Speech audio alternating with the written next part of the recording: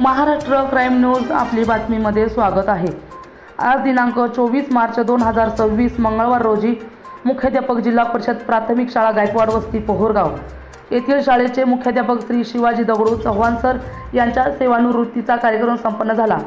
Shri Shivaji Dagdu Chavan sir यांनी आजपर्यंत पोळूस केंद्रातील बाबर नगर या शाळेत, भानुदास नगर या शाळेत आणि तर फुलचिंचोली केंद्रातील गायकवाड वस्ती पोहरगाव येथे आपली सेवा निष्ठेने प्रामाणिकपणाने पार पाडली। अशा एका आदर्श शिक्षकाचा सपत्नीक सेवानिवृत्तीचा समारंभ आज गायकवाड वस्ती पोहरगाव येथे संपन्न झाला।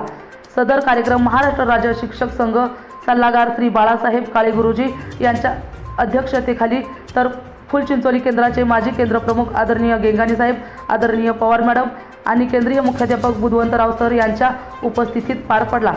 सदर कार्यक्रमास गायकवाड वस्ती पोहरगाव येथील नेते बाबासाहेब पाटील, रामचंद्र गायकवाड, ग्रामपंचायत सदस्य मच्छिंद्र गायकवाड महाराज, सिद्धेश्वर गायकवाड उपस्थित होते।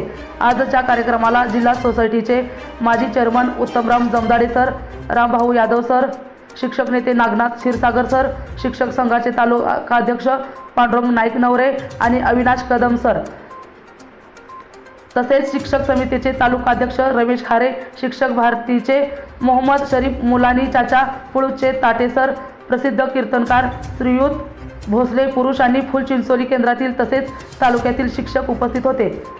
श्री शिवाजी चव्हाण सर यांच्या समवेत फुलचिंचोली केंद्रातील श्री कृष्णा माने सर यांचाही सपत्नीक सेवानिवृत्ती निमित्त सत्कार करण्यात आला।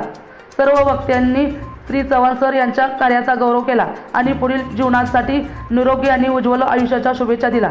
आजच्या कार्यक्रमात गत वर्षी मंथन स्पर्धा परीक्षेत इयत्ता 3री मध्ये केंद्रात तृतीय क्रमांक आलेल्या आणि यावर्षी मंथन स्पर्धा परीक्षेत 242 गुण मिळवलेल्या स्वरांजली स्वामीनाथ पवार हिचाही सन्मान करण्यात आला।